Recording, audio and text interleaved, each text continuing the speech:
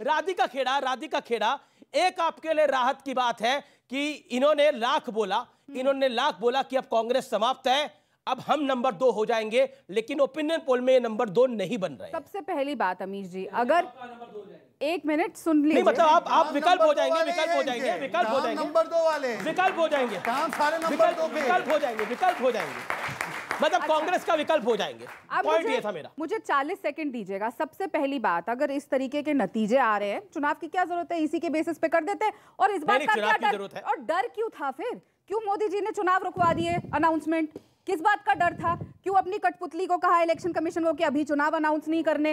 इतना किस बात का खौफ था, जबकि ये प्रोविजन है कि 6 महीने के अंदर अगर किसी स्टेट में चुनाव है तो वो 7 में डिक्लेयर होते हैं। नतीजे तो बहुत अच्छे हैं, तो डर किस बात का? तो अब पिछली बार तो कहा था क्योंकि फ्लड्स थे, इसका हवाला दिया था। अब कौन से फ्लड्स? आपको तो चुनाव का अच्छा अनुभव है। अभी आप क्या चुनाव हुए, मल्लिकार्जुन खड़गे साहब नेता बन के आए हैं, बैलेट पेपर से, तब भी लोगों को भरोसा नहीं हो रहा भाई। वो तो चुनाव पार्टी के, हमारे यहाँ चुनाव तो हुए, कहीं चुनाव होते हैं उनके यहाँ या इनके यहाँ, बता दे। लेकिन हम इसी मुद्दे पे बात कर ले, ये तो बहुत दूर की बात है, बहुत जरूरी बात। अगर गुजरात मॉडल 27 साल का, क्योंकि क्या बात करूं उन लोगों से जिनके यहाँ चुनाव नहीं होते, क्या बात करूं उनसे, बहस करूं? इनका चुनाव ही नहीं होता। मुद्दे पे आते हैं। मुद्दा ये है गुजरात कि मल्लिकार्जुन, एक सवाल है मेरा, मल्लिकार्जुन खड़गे बनाम नरेंद्र मोदी 2024 की यही है आपकी पिच? मल्लिकार्जुन जी बनाम नरेंद्र मोदी जी, सोनिया गांधी जी बनाम नरेंद्र मोदी जी, राहुल गांधी जी बनाम नरेंद्र मोदी जी, कांग्रेस का एक एक कार्यकर्ता और ये देश की जनता बनाम नरेंद्र मोदी जी। तो सुनिए पहले, वो भी मैं आपको बताती हूँ, सुन लीजिएगा, और उम्मीद करती हूँ कोई मुझे टोकेगा नहीं। अगर आप गुजरात मॉडल पे वोट मांग रहे हैं, ये आंकड़े लेकर आए हैं, तो क्यों रेवड़ी बांटनी पड़ी जी? हर घर को 2 फ्री सिलेंडर दिए जाएंगे। मांगिए ना 27 साल के शासन के ऊपर, 27 साल में जो बढ़िया विश्व प्रसिद्ध गुजरात मॉडल बनाया, जिसमें जब वोट फॉर ट्रंप मांगा गया तो उसको टाट के पीछे छुपाना पड़ा।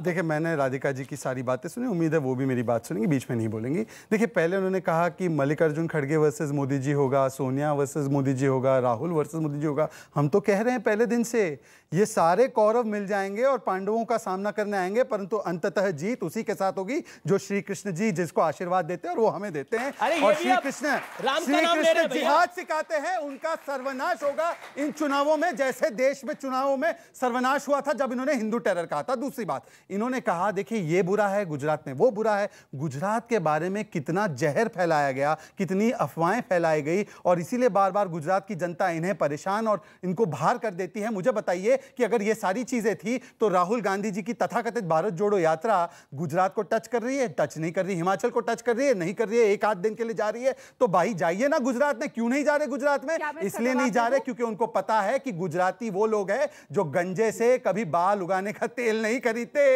ये गुजराती है। अब आखिरी बात सर, मैंने किसी के बीच में नहीं बोला। राधिका जी, मैं अच्छी डिबेट हो रही है, आप अपने समय पे बोलिए, मैं आप बात रख देता हूं, उसके बाद आप बोलिए। आखिरी बात मैं सिर्फ इतना पूछना चाहता हूं, क्योंकि आपने भगवान राम की बात करी, कृष्ण की बात, देखिए हम तो सिर्फ इतना कह रहे हैं। अब तो इनको राहुल में भी राम दिख रहे हैं। नहीं, इनको देखिए ऐसा है, राहुल में राम दिख रहे हैं, सब बात अच्छी बात है, परंतु इनको महाभारत में और श्री कृष्ण जी के पावन संदेश में, तो वैसे भारतीय मुसलमान हो, परंतु महाभारत और गीता मेरे लिए भी बहुत ही ज़्यादा सेंसिटिव मामला है और बहुत ही ज़्यादा इंपॉर्टेंट मामला है। ऐसी चीज़ को कहना कि शिवराज पाटिल, वही शिवराज पाटिल जिसने कहा था कि हिंदू आतंक, सैफरन आतंक होता है, ये कहना कि उसमें जिहाद दिखता है। मैं आज राधिका से पूछना चाहता हूं, क्या आपको महाभारत में जिहाद दिखता है? एक आतंकी ओसामा बिन लादेन की सोच है और एक वो सोच है जो धर्म को स्थापित करती है। क्या आपको महाभारत में और गीता में जिहाद दिखता है, हाँ या ना? पहले बोलिए कि क्यों शिवराज पाटिल को पार्टी से शिवराज पाटिल की बात पे जवाब, क्योंकि बीते हफ्ते बहुत चर्चा में रहा। अमीश जी, जितना ये कोशिश करेंगे धर्म पे डिबेट को ले जाने की, मैं इनके शिवराज पाटिल मेरी पार्टी से है क्या? बीच में बोलेंगे, मैं इनके बीच में नहीं बोली। आप अपनी डिबेट अगर चाहते कि मैं आपके बीच में बोलूं तो खुद पे भी रखें। अब बात आते हैं, मैं फिर बोलूंगी क्योंकि यहाँ पे सवाल उठेंगे 27 साल के मोदी जी के शासन में। मैं कहूंगी मोदी जी का ही शासन है, क्योंकि यहाँ पे किसी को उनके वहां के सीएम का नाम नहीं पता। बिल्किस बानो के बलात्कारियों को छोड़ दिया गया। जिस प्रदेश में, जिस देश में उसके महिला के कपड़े देख के बलात्कारियों को छोड़ दिया जाता है, और वो कौन बलात्कारी थे? जिन्होंने एक छोटी सी 3 साल की बच्ची की हत्या कर दी, पहले उसका सामूहिक बलात्कार किया, उसकी गर्भवती महिला मां जो थी उसका बलात्कार किया, फिर उस लड़की का एक पत्थर पे सर मार के छोड़ दिया। और वो जो रेमिशन कमेटी बनी थी ना, जो ये कहेंगे कांग्रेस के समय पे बनी थी, जिसमें कहा गया था कि 10 लोग होंगे, उसमें से 5 अधिकारी थे गवर्नमेंट और 5 ऐसे लोग होने चाहिए थे जो सोशल वर्कर थे। उसमें 3 भाजपा के एमएलए, 2 इनके प्रदेश के जवाब ले लेता हूं। लेकिन अगर देश के प्रधानमंत्री जाके लाल किले पे बोलते हैं जवाब लेते हैं, देखिए ये बोल रहे थे ये नफरत फैलाने से इनको नहीं रोका गया, लेकिन जब मैं इंसाफ मांगूंगी, न्याय मांगूंगी गुजरात की, देखिए अब मैं अमित जी जवाब, मैंने बोला बोलने के लिए जवाब देने के लिए, गुजरात में हिंदू लड़कियों का सर धड़ से अलग कर दिया जाता है। ये महिला सुरक्षा है। एचडीआई में 28वें नंबर पे, आखिरी नंबर पे गुजरात है।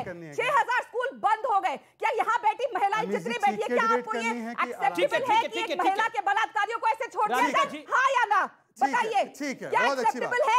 ये बात कोई नहीं जवाब दे रहा, कोई जवाब ही नहीं दे रहा। क्या आप मांगेंगे न्याय बिल केस के लिए? कहेंगे प्रधानमंत्री मैं जवाब दूं, किसको न्याय दो? मैं जवाब दूं क्या? बोलिए कि बिल केस के साथ क्या चल रहा है? बोलिए बिल केस के साथ जो हुआ वो गलत हुआ। ओके सिद्धार्थ, यहाँ की बेटियां भी कह रही है कि मैं जवाब दूं, आप बोल के दिखाइए। दोस्तों मैं जवाब दूं क्या? Thank you. देखिए बताइए एक शब्द में कहिए, न्याय हुआ कि नहीं हुआ? बिल्कुल होगा, क्योंकि एक महिला के साथ अगर ऐसा होगा तो ये दुख भी देता है, बात को सुना गया, गुस्सा भी दिलाता है। अब बोलने तो दे। क्यों बोलने दे? क्योंकि बोलने दिया तो 27 साल में इस देश को क्या मिला कि बलात्कारियों को छोड़ दिया गया, और ये दर्द देता है। आपकी भी बेटियां होगी।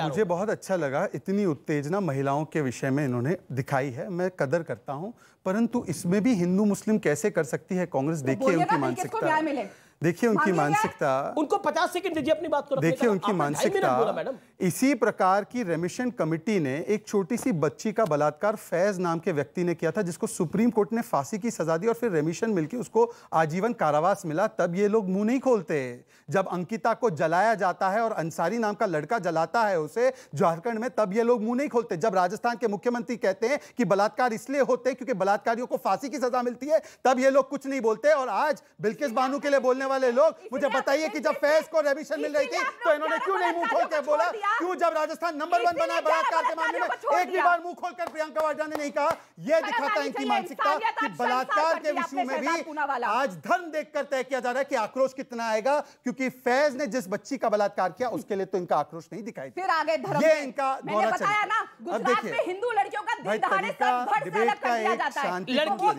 जी, पर ये नहीं बोलेंगे, एक शब्द नहीं आया कि शांतिपूर्ण तरीके से डिबेट को हाईजैक करना है, डिबेट को खराब करना है। सवाल पूछा आपने, जवाब नहीं दिया। अमीश जी देखिए, अन्याय ना हो। अमीश जी देखिए, एक तो 2 वर्सेस 1 है, दूसरी बात ये बात करने नहीं देती है। ये हर चैनल में आपने देखिए, सारे लोग जानते हैं इनकी फितरत। देखिए अब मैं फिर ये कहीं पर भी बात नहीं करने देती। अब मुझे बोलने दीजिए। You can debate with him अगर ये चीज पर्सनल होनी। नहीं, आप अपनी बात करो। ये तरीका है, आप मेरे समय पर बोलने नहीं दे रही है मुझे।